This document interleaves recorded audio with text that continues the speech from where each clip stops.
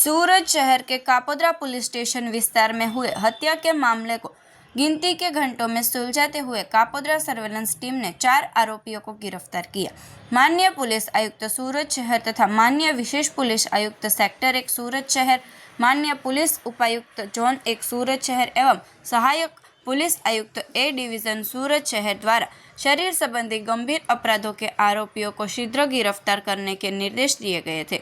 निर्देशों के अनुसार कल दिनांक 8/1/2025 को शाम लगभग 6 बजे के आसपास कापोद्रा 4 रास्ता रावाणी कारखाने की दीवार के पास सार्वजनिक सड़क पर शिकायत करता श्री हिम्मतभाई हिडिया तथा उनके मित्र मंगल उर्फ बारिक और नितिन चावड़ा बैठे हुए थे। उसी दौरान राहुल नावड़िया, तारक मांगुकिया, याग्निक जोशी और जयवीन सभाड़िया वहां आए और कहा कि आजकल तुम बहुत पावर में आ गए हो, तुम्हारा इलाज करना पड़ेगा। ऐसा कहकर उन्होंने लात घूंसे से मारपीट की।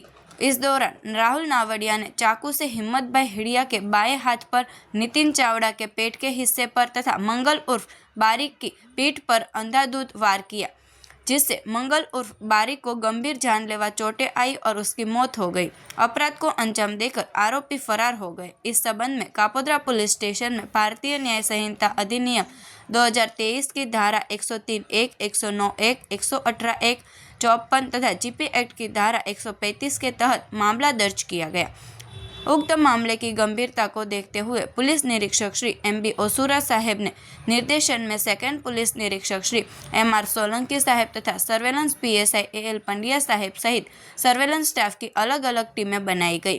तकनीकी विश्लेषण तथा मानव स्रोतों की मदद से आरोपियों की लोकेशन प्राप्त की गई।